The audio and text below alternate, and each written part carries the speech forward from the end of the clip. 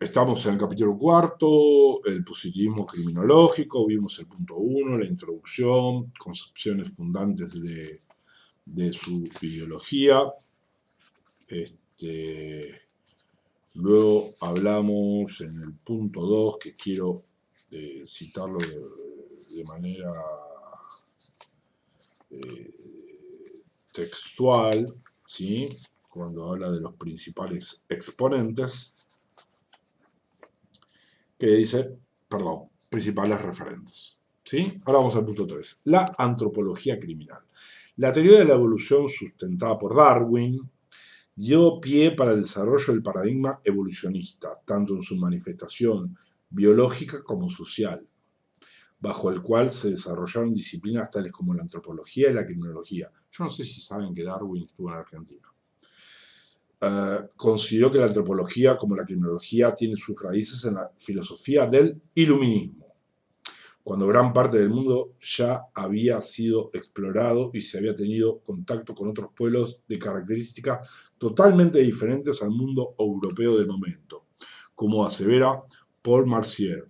En esta época aparecen ya diversas orientaciones del pensamiento que prefiguran los ulteriores. La palabra ulterior no está en el diccionario.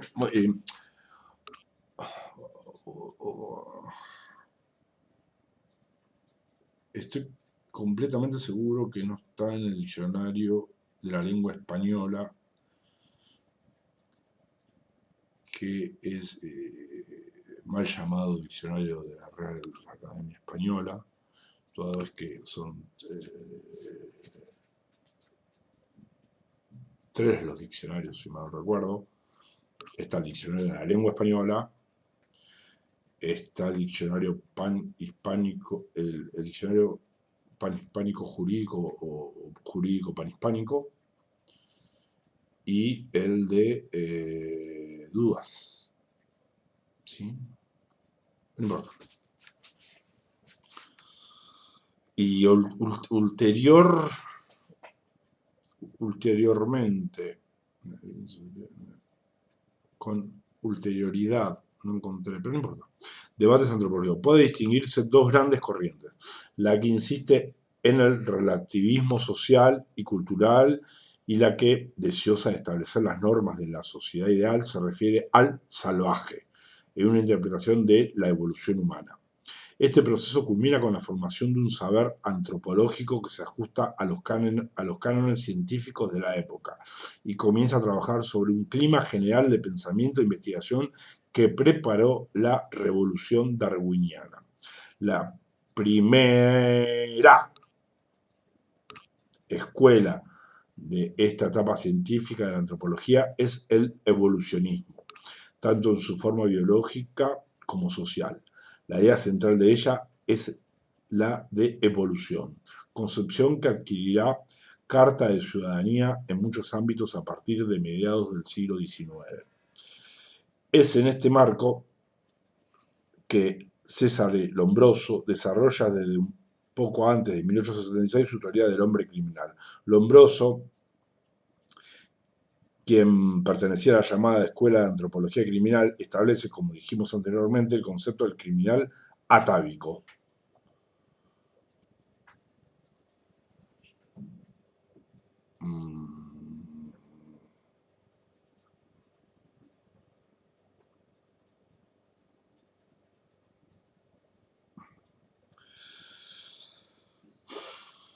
Pido disculpas, pero yo en ningún momento leí que se haya hecho referencia al concepto de criminal atávico.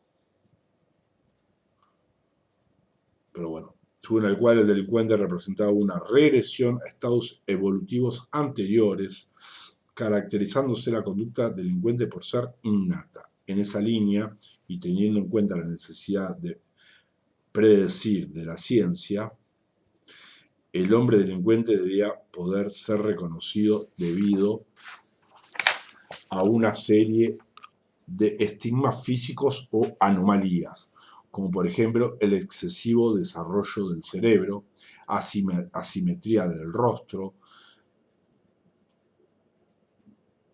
dentición anormal y lo que se consideraba como la característica más atávica de en los criminales, a saber, el hoyuelo en medio del occipital.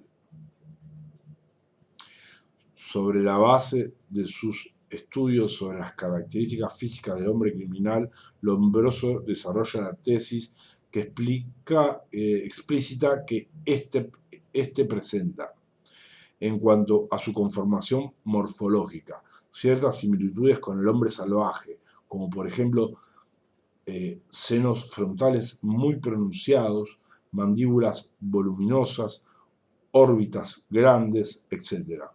En esta tesis se considera el criminal como una subespecie anormal del género humano, la que a su vez se desagregaría de una fabulosa clasificación de tipos criminales, como los asesinos, los ladrones, las prostitutas, etc.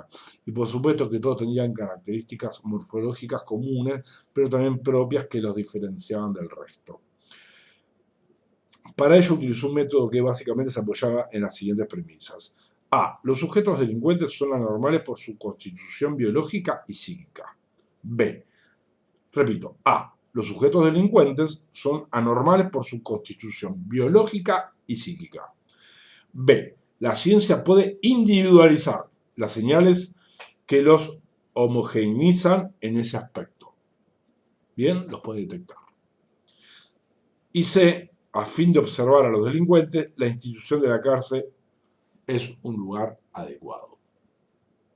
En suma, observó sujetos y pretendió que de sus características físicas y de personalidad podía extraer las tipologías básicas de cada tipo de autor de delitos determinados. Esta tarea de individualizar las causas del delito en términos de sujetos fallados, entre comillas, es la función de este nuevo saber, la criminología.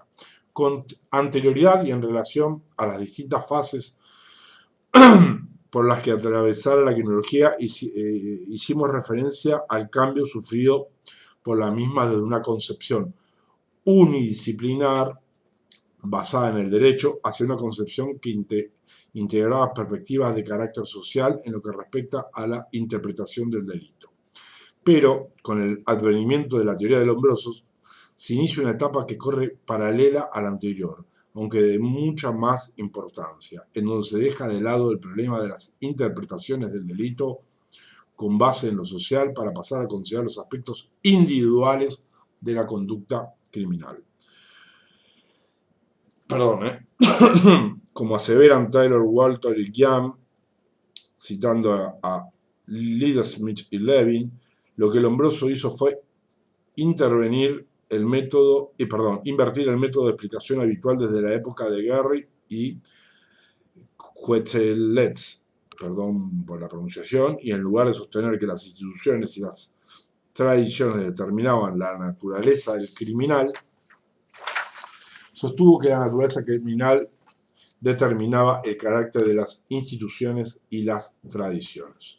Como se dijo, debido al gran impacto que estaba ocasionando el desarrollo de la teoría de la evolución de Darwin, las explicaciones biológicas de la conducta pasaban por un momento de gran auge, en tanto que las interpretaciones basadas en lo social pasaron a tener un segundo plano respecto de aquellos de índole genética.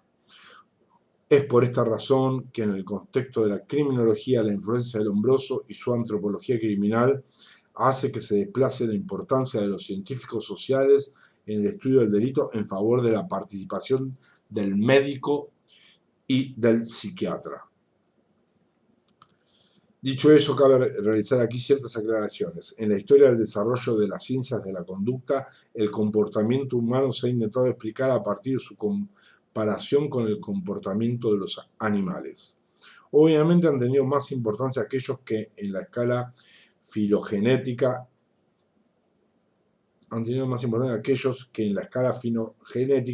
están más próximos al hombre, los primates.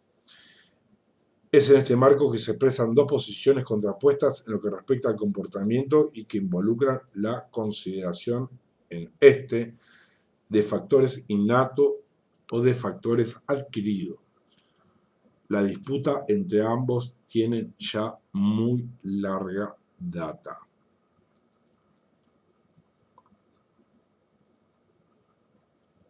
En el periodo que estamos analizando, las explicaciones de la conducta a partir de los factores innatos adquirieron gran importancia, sobre todo, como mencionamos anteriormente, a partir del desarrollo de la teoría de la evolución de Charles Darwin y su aplicación al campo del mundo social humano en forma de lo que se llamó darwinismo social.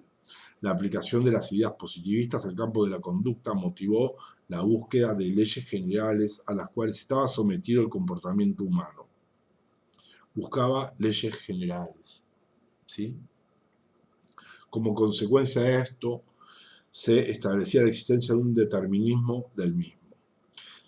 Es desde allí donde se ha hecho pie a fin de explicar nuestro salvajismo, el comportamiento pecaminoso de los hijos, la delincuencia juvenil, el rapto, el asesinato, el robo y la guerra, por no mencionar todas las formas de violencia. Todo esto se debe a la agresividad innata del hombre. Todo esto se debe a la agresividad innata del hombre.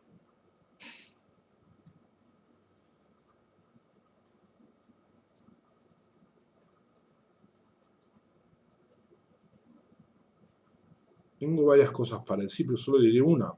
Hoy está comprobado que parte de nuestro cerebro y la parte central de nuestro cerebro se la denomina reptiliano, que está preparado para atacar o huir, ¿sí? Cumple solo esas dos funciones. Pero ya de la agresividad innata del hombre, sí, sí, el cerebro reptiliano tiene la variante atacar. El positivismo biológico ejerció una gran influencia en la criminología, dado que, teniendo por objeto la criminalidad concebida como un fenómeno natural al que estaba causalmente determinado, ha asumido la tarea de explicar sus causas siguiendo el método científico o experimental y el auxilio de las estadísticas criminales oficiales y de prever. Perdón, pero no puedo dejar de decir que por supuesto que acá prever está bien escrito, pero a veces se lee prever, porque utilizan la lógica de proveer, que sí lleva dos letras E. Prever lleva una sola, como está obviamente escrito aquí. Los remedios para combatirlo. El antropólogo Ashley Montagu, no sé su nacionalidad, desarrolla en un pequeño ensayo una crítica al punto de vista innatista, refiriendo que esta posición de la agresión innata constituye un leitmotiv que se dirige más que a la explicación de ese comportamiento agresivo, a sugerir el ejercicio de algún dispositivo de control sobre el ser humano. ¿Sí?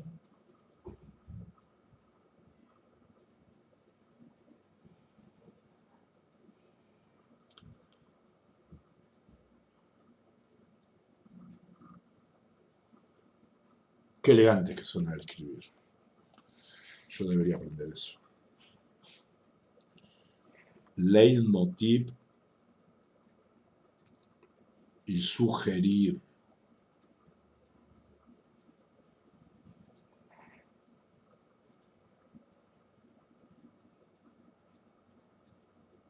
La posición de la agresión innata fue una excusa para controlar al ser humano, o aumentar su control o intensificar su control. Pero estamos frente a gente elegante.